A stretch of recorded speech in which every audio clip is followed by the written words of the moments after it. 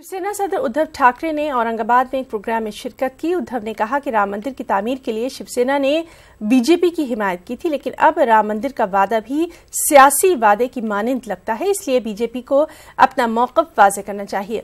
उद्धव ठाकरे ने इस बात का भी खदशा जाहिर किया कि 2019 के बाद मुल्क में खाना जंगी फैल सकती है। उद्धव ठाकरे औरंगाबाद में पार्टी वर्करों के वर्कशॉप से खिताब कर रहे थे। महाराष्ट्र में अगली मर्तबा शिवसेना का वज़ीर आला होना चाहिए और वो मैं करके रहूंगा, इस अज़्म के साथ शिवसेना सदर उद्धव ठाकरे ने पार्टी कारकुनों के इजलास में तब्दीली का इशारा दिया। अपने खिताब में शिवसेना सदर ने बीजेपी और मोदी हुकूमत पर जबरदस्त नुक्ताचीनी की। राम मंदिर कोण करणार? आजच शरद पवार बोलले ते त्यांच्या बाकीत मला माहित नाही खरं ठरतं की खोटं ठरतं, पण त्यांनी आज सांगितलं की 2019 मध्ये मोदी पुन्हा पंतप्रधान होणार नाही असं शरद पवार बोलले। म्हणजे जर का त्यांचं बाकीत माझं त्याच्यावरती काही प्रतिक्रिया नाही, खरं ठरव किंवा खोटं ठरव, नाहीतर उद्या उगाच पत्रकार काहीतरी लावून देतील, माझं त्याच्यावरती काही म्हणणं नाही। पण शरद पवारांचं बाकीत जर का खरं ठरलं तर मग मंदिर कोण बनवणार? मग पुन्हा त्याच्यासाठी लढा, मग पुन्हा सगळे त्या विटा गोळा करा, मग पुन्हा आणखीन काहीतरी करा, मग पाणी आणा, हे आणा, ते आणा, मंदिर वही बनाएंगे, मंदिर वही बनाएंगे। मग तुम्हाला हिंदुत्व हे मंदिर बनवण्यासाठी पाहिजे का सत्ता आणि सरकार बनवण्यासाठी पाहिजे, त्याचाही खुलासा करा। दस्तूर हिंद के मेहमान डॉक्टर बाबा साहब अम्बेडकर के पोते और मारूफ लीडर एडवोकेट प्रकाश अम्बेडकर का कहना है कि जो लोग वंदे मातरम कहते हैं वो मुल्क के दुश्मन हैं। प्रकाश अम्बेडकर परभनी में एक प्रेस कॉन्फ्रेंस से खिताब कर रहे थे। उन्होंने इस बात पर जोर दिया कि जन गण मन जिसको कौमी तराना करार दिया गया है, उसकी मुखालिफत और वंदे मातरम पर जोर क्यों दिया जा रहा है, और वंदे मातरम की बुनियाद पर हुब्बुल वतनी का सर्टिफिकेट देने वाले आखिर ये हैं कौन? प्रकाश अम्बेडकर के मुताबिक उन्हें देशभक्त उसी वक्त माना जाएगा जब ये कौमी तराने का एहतराम करेंगे। मुस्लिम समूह नाही, राष्ट्रगीत असताना तुम्हाला पर्यायी गीत कशासाठी? हा माझा सवाल आहे। मी राष्ट्रगीत का मानत नाही? जेव्हा इथल्या असणाऱ्या कॉन्स्टिट्यूंट असेंब्लीने पार्लमेंटने जनगण मन हे राष्ट्रीय गीत आहे, या राष्ट्रीय गीताला मानायचं नाही आणि वंदे मातरम तुम्ही असं म्हणायचे, चॉइस वरती सोडा ना। वहीं प्रकाश अम्बेडकर ने वंदे मातरम गीत की मुखालिफत में बयान क्या जारी किया। एमआईएम खुलकर उनके दिफा में आ गई है। एमआईएम रुकने असेंबली इम्तियाज जलील का कहना है कि कौमी तराना जनगण मन को दस्तूर हिंद ने मंजूरी दी है, इसका हम दिल की गहराइयों से एहतराम करते हैं, लेकिन आरएसएस और उसकी हमनवा पार्टियां वंदे मातरम का राग अलाप कर नफरत की सियासत को बढ़ावा दे रही हैं। और उनके जितने भी संगठन है, ये बजरंग दल, विश्व हिंदू परिषद, शिवसेना, ये लोग जो है नहीं, अब आपको अगर इस मुल्क के अंदर रहना है तो वंदे मातरम भी आपको बोलना पड़ेगा उसके अंदर। और हमने कहा कि हम नहीं बोलेंगे। और ये अधिकार किसने दिया है? ये अधिकार हमें डॉक्टर बाबा साहब अम्बेडकर के संविधान ने दिया है। तो अगर आज हम ये जो बात कह रहे थे तो उस वक्त हमारे ऊपर बहुत आलोचना की गई थी, हमें सर्टिफिकेट इशू कर दिया गया था कि ये देशद्रोही है। आज यही बात प्रकाश अम्बेडकर साहब भी कह रहे हैं, और प्रकाश अम्बेडकर साहब एक बहुत लर्नेड आदमी है। अगर आज वो कह रहे हैं तो यकीनन उनकी भी भावना हमारी भावनाओं से मेल खाती है। इसके ऊपर कोई विवाद या विरोध करने की कोई किसी को ज़रूरत नहीं है। लेकिन यही है कि अब चूंकि उन्होंने ये कह दिए हैं तो बहुत सारे ऐसे संगठन खड़े हो जाएंगे और कहेंगे कि अवैसी साहब तो देशद्रोही थे ही, अब उनके साथ प्रकाश अम्बेडकर साहब भी देशद्रोही। आपको जो बोलना है, आपको जो करना है आप करिए, हमें जो बोलना है, हमें जो करना है वो हम करते रहेंगे। मुमरा से खबर है, जहां लोकल ट्रेन से एक मुसाफिर को फेंकने का मामला सामने आया। पुलिस ने मुतासर शख्स की शिनाख्त जासिर शेख के तौर पर की। इसे इलाज के लिए अस्पताल में एडमिट करवाया गया। बताया जाता है कि देवा और मुमरा रेलवे स्टेशन के दरमियान जासिर और एक शख्स के दरमियान नोकझोंक हो गई थी। जासिर को ट्रेन से फेंकने वाले मुलजिम के साथी को पुलिस ने गिरफ्तार कर लिया। पुलिस ने नामालूम मुलजिम के खिलाफ मामला दर्ज करके तफ्तीश शुरू कर दी है। और और वहीं मुंबई शहर में ट्रेन हादसात में पिछले 5 बरसों में 18,000 से ज्यादा अमवात हुई हैं, जबकि इससे ज्यादा अफराद जख्मी हुए हैं। और ये सनसनीखेज इंकशाफ एक आरटीआई में हुआ है। हालांकि हाईकोर्ट ने 2004 में ट्रैक के किनारे बाउंड्री वॉल बनाने का हुक्म जरूर जारी किया था, जिसका काम 14 साल बाद भी मुकम्मल नहीं हो सका है।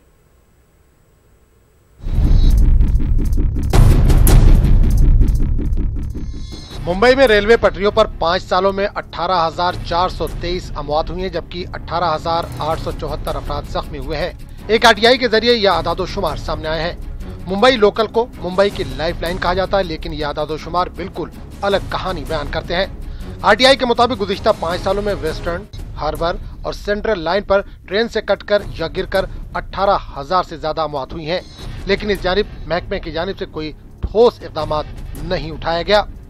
मुंबई में कभी भी हो सकता है। यहाँ पे हर रोज जो है 10 से 12 लोग जो है कट के या गिर के मरने से मौतें होती है और 10 से 12 लोग जो है गंभीर रूप से जख्मी होते हैं, जो अमृतसर में बहुत ही एक दुखद घटना है। लेकिन वैसी घटनाएं मुंबई में दर रोज हो रही है और इसके ऊपर रेलवे प्रशासन बिल्कुल ध्यान नहीं दे रहा है, क्योंकि ये मैं नहीं कर रहा हूँ, ये आरटीए कह रहा है। जो मैंने आरटीए मुंबई रेलवे पुलिस को डाला था, ये 18,423 मौतें हुई है 2013 से लेकर 2018 तक और 18,874 लोग इसमें गंभीर रूप से जख्मी हुए हैं। तो रेलवे प्रशासन बड़ी बड़ी बातें तो करता है सुरक्षा देने की, लेकिन आखिर सुरक्षा है कहाँ पे? मुंबई लोकल में हर रोज 1 करोड़ से ज्यादा मुसाफिर सफर करते हैं। पीक आवर में लोकल ट्रेनों में हद से ज्यादा भीड़ रहती है और लोग वक्त पर ऑफिस पहुंचने के लिए अपनी जान जोखिम में डालने से भी नहीं कतराते। कई मुसाफिर दरवाजे पर लटक कर ऑफिस जाते हैं। सामाजिक कारकुन समीर के मुताबिक लोकल ट्रेन में 1200 मुसाफिरीन की गुंजाइश होती है, जबकि इससे 4 गुना लोग सफर करते हैं। जो बॉम्बे हाईकोर्ट का जो ऑर्डर था 6 अक्टूबर 2004 का, मेरे पास कॉपी है, जिसमें साफ आदेश दिया गया है मुंबई रेलवे अथॉरिटी को कि आप बाउंड्री वॉल बनाइए। 2009 में मैंने कंटेम्प्ट पिटीशन किया कि ये आदेश का पालन नहीं हुआ है। 2012 में हाईकोर्ट ने कंटेम्प्ट ऑफ कोर्ट का नोटिस जारी किया, तभी उन्होंने कहा कि इतना काम हुआ है, इतना काम चल रहा है, इतना काम अभी भी पेंडिंग है और अभी भी उनका काम होते जा रहा है। ये आज पूरी दुनिया में टेक्नोलॉजी कितनी डेवलप हो गई है और अभी भी इनका एक बाउंड्री बनाने का काम खत्म नहीं हो रहा है। हाल ही में अमृतसर में हुए रावण दहन के दौरान हुए हादसे में 61 लोगों की जान गई, जबकि 70 से ज्यादा अफराद जख्मी हैं। इसका जिम्मेदार कौन है, इसका अंदाजा लगा पाना अभी मुश्किल है, लेकिन मुंबई लोकल के जरिए होने वाले हादसात और अमवात का जिम्मेदार सामाजिक कारकुन सीधे तौर पर रेलवे इंतजामिया को मान रहे हैं। इनका कहना है कि अगर हाई कोर्ट के अहकामात पर अमल किया जाता तो अमवात को रोका जा सकता था। न्यूज़ 18 उर्दू के लिए मुंबई से सर्वेश की रिपोर्ट। अकोला में किसान तंजीम शेतकरी जागरण मंच की जानिब से एक रैली का इनेकाद किया गया, जिसमें अपोजिशन समेत बीजेपी के बागी समझे जाने वाले शत्रुघ्न सिन्हा और यशवंत सिन्हा ने शिरकत की।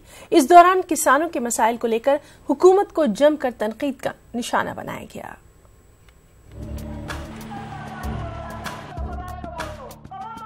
मुल्क में बढ़ती हुई महंगाई और किसानों के मसाइल को लेकर मरकजी और रियासती हुकूमत को घेरने की जबरदस्त तैयारी हो चुकी है, जिसके लिए न सिर्फ मुख्तलिफ अपोजिशन पार्टियां बल्कि खुद बीजेपी के कदावर लीडरान सफारा हो चुके हैं। और ये नजारा देखने को मिला अकोला में। शत्रुघ्न सिन्हा और यशवंत सिन्हा के अलावा इस प्रोग्राम में महाराष्ट्र के आम आदमी पार्टी लीडर संजय सिंह, प्रीति मेनन और समाजवादी पार्टी के लीडरान ने एक के बाद एक बीजेपी हुकूमत के खिलाफ जबरदस्त हमले किए। कहीं न कहीं कमी होती है, तभी किसान आंदोलित होता है और मजबूर होता है आंदोलन करने के लिए। तो पिछली बार भी आंदोलन हुआ, हमें आश्वासन मिला, आश्वासन पूरा नहीं हुआ तो एक बार फिर हम लोगों को आज आंदोलन रद्द होना पड़ा। एक बार फिर हमें आश्वासन मिल रहा है और हम उम्मीद करते हैं कि इस बार का जो आश्वासन है उस पर जिला स्तर पर और सरकार के स्तर पर तुरंत कार्रवाई होगी। किसान तंजीम किसान जागरण मंच के बैनर तले मुनक़िदा इस रैली में अकोला जिले से सैकड़ों किसानों ने शिरकत की। इस दौरान कपास, सोयाबीन और धान को बेहतर कीमत फराहम करने और किसानों के मसाइल जल्द हल करने का मुतालबा किया गया। न्यूज़ 18 उर्दू के लिए अकोला से रिजवान खान की रिपोर्ट। आरएसएस चीफ ने इंतखाबात में नोटा का इस्तेमाल न करने की अपील कर डाली है। बीजेपी और आरएसएस को क्यों खौफ है नोटा से, देखिए ये रिपोर्ट। कमीशन ने और एक अधिकार आपको दिया है कि कोई भी नहीं, none of the above, NOTA, तो आपको अधिकार है प्रयोग करने का, आप स्वतंत्र है, परंतु उसके परिणाम क्या होते हैं सोच लीजिए। दो लोग हैं, एक मुझे बिल्कुल नहीं चाहिए और दूसरा अरे वो भी बेकार है, वो थोड़ा अच्छा होता तो मैं देता उसको, लेकिन वो भी बेकार है। और आप नोटा करेंगे तो क्या होगा, इसका जो अच्छा है उसमें अच्छा, सापनाथ से नागनाथ या नागनाथ से सापनाथ, वो जरा कम हो जाएगा, एक वोट उसका कम हो गया, उसका एक वोट कम हो गया, यानी जो आपको बिल्कुल नहीं चाहिए उसका एक वोट बढ़ गया। तो आप नोटा का जब उपयोग करते हो तो आप अवेलेबल बेस्ट को चुनना तो छोड़ ही देते हो, अवेलेबल वर्स्ट को चुनते हो, ये मत करना, सोच लेना। संघ प्रमुख को सुना आपने, क्या कहा आरएसएस चीफ ने। आरएसएस चीफ ने 100% वोटिंग की अपील के साथ ही कहा कि नोटा का इस्तेमाल किसी भी हालत में नहीं होना चाहिए। इन्होंने कहा कि नोटा के इस्तेमाल का मतलब नापसंदीदा उम्मीदवार के हक में एक वोट का इजाफा। जराये के मुताबिक संघ को मिले फीडबैक के मुताबिक संघ नजरियात के लोग हुकूमत से नाराज है। तंजीम भी बीजेपी से बहुत ज्यादा खुश नहीं है। ऐसे में आने वाले इंतखाबात में बीजेपी को धक्का लग सकता है। आरएसएस चीफ ने यह भी कहा कि इक़्तिदार बदलने से मांगे पूरी होती हैं, ये लोगों के दिलों में एक वहम है। और मांगे चलती है तो हम कहते कि भाई, अब ये भी लोग कहते हैं कि इनकी तो सत्ता है, अभी तक क्यों नहीं बना।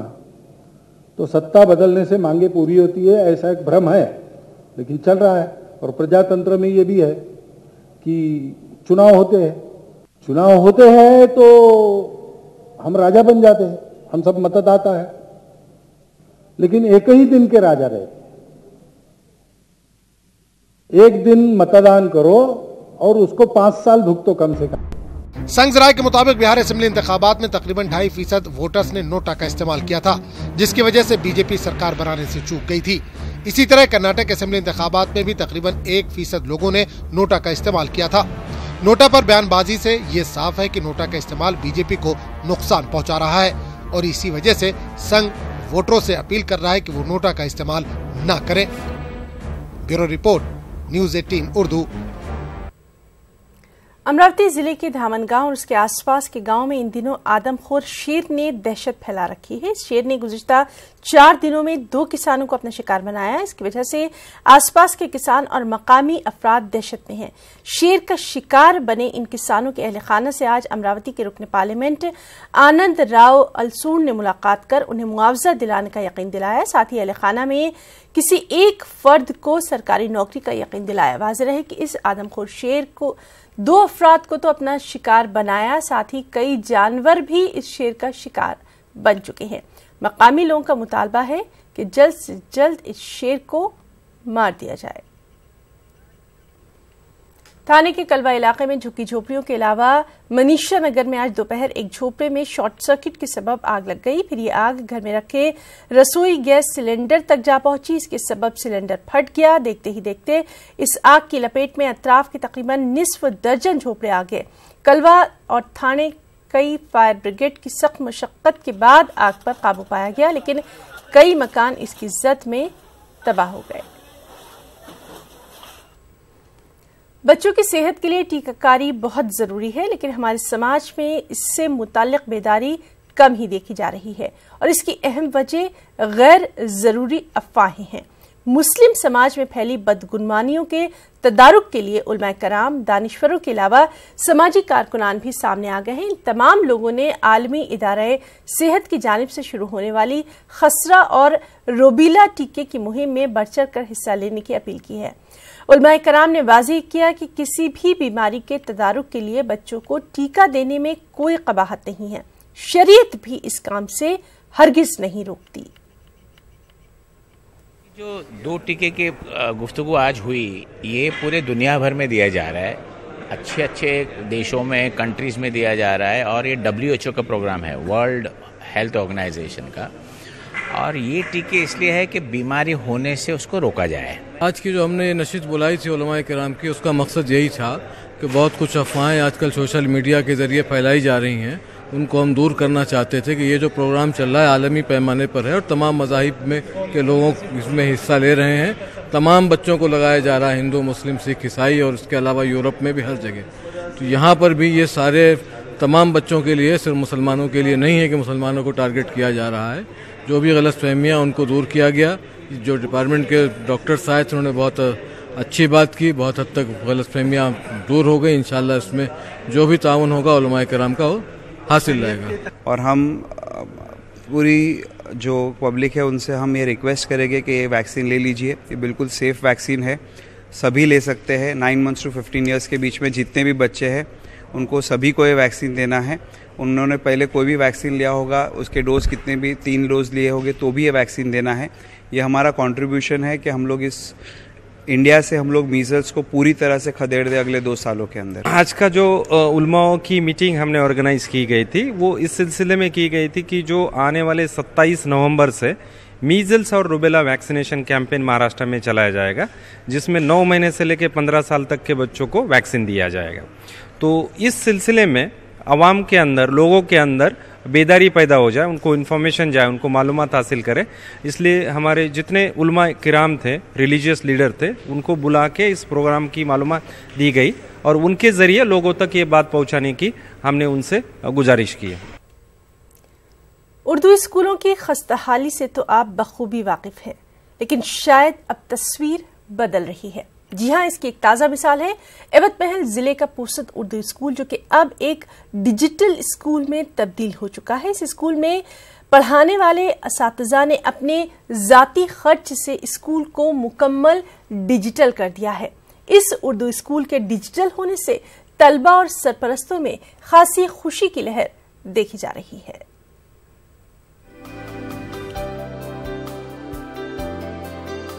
तरक्की याफ्ता इस दौर में जदीद तालीमी वसाइल के जरिए तालीम देने का मकसद नई नस्ल में मौजूद हमाजहत सलाहियतों को उभारना होता है, लेकिन ये तमाम तर सहूलियात नामवर और बड़े इदारों में मुहैया की जाती है और इन स्कूलों में तालीम हासिल करने के लिए सरपरस्तों को सालाना हजारों रुपए खर्च करने पड़ते हैं और मौशी एतबार से कमजोर अकलती तबका इन तमाम तर सहूलियात से महरूम नजर आता है। ताहम उर्दू मीडियम के तलबा को जदीद तालीमी वसाइल के जरिए तालीम देने के ख्वाब को शर्मिंदा ताबीर किया है महाराष्ट्र के पुरसद नगर परिषद स्कूल के असातिज़ा ने। ये स्कूल के अंदर जो हमने डिजिटल बनाए हैं, इसके अंदर किसी किस्म का खासदार फंड, आमदार फंड और ना ही नगर परिषद से कोई ताउन लिया गया है, बल्कि सभी हजरात, टीचर हजरात ने अपनी जेब से खर्च करके इसको डिजिटल बनाया है। ये स्कूल के अंदर एक ख़ास बात ये है कि हम हर माह जो है तो सरपरस्त हजरात की मीटिंग लेते हैं, साथ ही साथ पालक मेड़ावे, शिक्षक पालक संघ, माता पालक संघ, शाला व्यवस्थापन समिति, तंबाकू नियंत्रण समिति, इन तमाम समितियों की मीटिंग लेते हैं। बात इस स्कूल के माजी की जाए तो ये स्कूल भी दूसरे उर्दू स्कूलों की तरह खस्ताहाली का शिकार था। ताहम इस बदलती तस्वीर से स्कूली तलबा ही नहीं बल्कि सरपरस्तों में भी खुशी की लहर है। पानी और सफाई का माकूल इंतजाम है। असातिज़ा इकराम ने खुद के पैसे खर्च करके इस स्कूल को डिजिटल बनाया और ये पुरसद शहर के पहली मुकम्मल डिजिटल स्कूल बना। मेरी बच्ची उम्मे मोहम्मदी इस स्कूल में पढ़ रही है। अल्हम्दुलिल्लाह इस स्कूल की बहुत ही बेहतरीन पढ़ाई है और इस स्कूल को टीचर लोगों ने अपनी ज़ाती इमदाद से जो है डिजिटल बनाया और प्रोजेक्टर का इंतज़ाम किया। इस स्कूल को मुकम्मल डिजिटल बनाने में असातिज़ा की मेहनत और माली इमदाद शामिल रही। अगर दीगर उर्दू स्कूलों के असातिज़ा भी पुरसद के इन असातिज़ा की तरह इक़दाम उठाते हैं तो वो दिन दूर नहीं जब अक़लियती तबके के बच्चे भी अपने अंदर मौजूद सलाहियतों को उजागर करके बेहतर तालीम हासिल कर अपना मुस्तक़बिल संवार सकते हैं। न्यूज़ 18 उर्दू के लिए पुरसद से कमर काजी की रिपोर्ट। और अब खास बात कर्नाटक की खबरें। सबसे पहले हेडलाइंस। बेंगलुरु में बिटकॉइन एटीएम सील, कंपनी का को फाउंडर गिरफ्तार। पुलिस ने कहा एटीएम नस्ब करने के लिए नहीं ली गई थी इजाजत। कॉलीवुड में भी आया मीटू मुहिम की जद में। अमलापाल ने डायरेक्टर एसोसिएट गणेशन पर जिनसी हिरासनी का लगाया इल्जाम।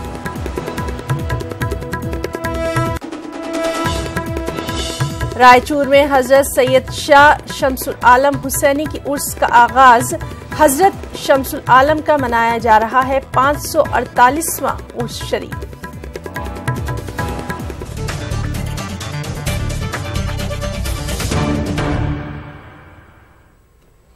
बेंगलुरु पुलिस ने बिटकॉइन एटीएम नस्ब करने वाली कंपनी के को फाउंडर को गिरफ्तार कर लिया है। पुलिस ने एटीएम भी जब्त कर लिया है। ये एटीएम शहर के कैंपफोर्ट शॉपिंग मॉल में नस्ब किया गया था।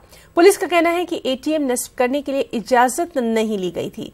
37 साल हरीश यूनोकॉइन टेक्नोलॉजीज कंपनी का को फाउंडर है।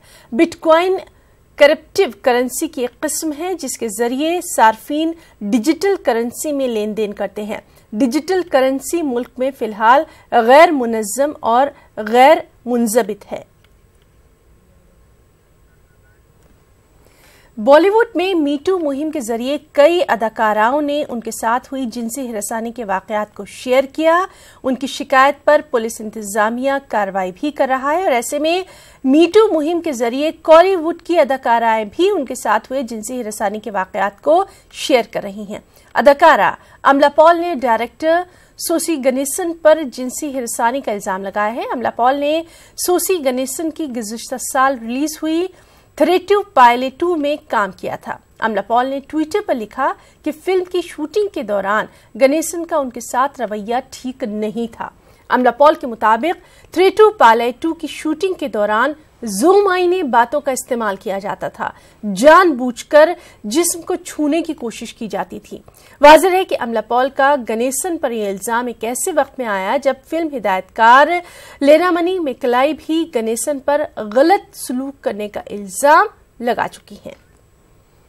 इस साल दशहरा में सयाहों की रिकॉर्ड तादाद ने मैसूरू का दौरा किया। महकमा सियाहत के मुताबिक सिर्फ दशहरा के मौके पर सियाहती सनत को जबरदस्त फायदा पहुंचा।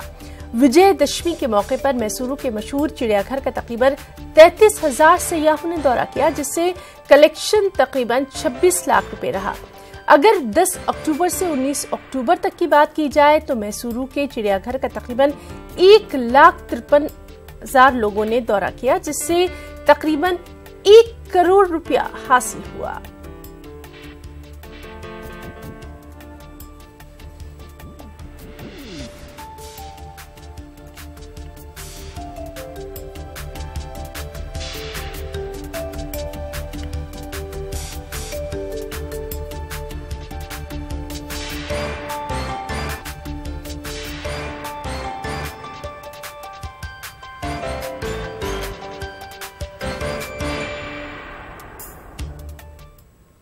बीजेपी लीडर शोभा ने दिवाली के दौरान पटाखों के इस्तेमाल पर रद्द-ए-अमल जाहिर किया। उन्होंने कहा कि हम साल में 1 या 2 बार पटाखों का इस्तेमाल करते हैं। उन्होंने कहा कि पटाखा फैक्ट्रियों को इस बात को यकीनी बनाने के लिए जोर देना चाहिए कि वो खतरनाक केमिकल का इस्तेमाल न करें, बल्कि माहौलियात दोस्त पटाखे बनाएं।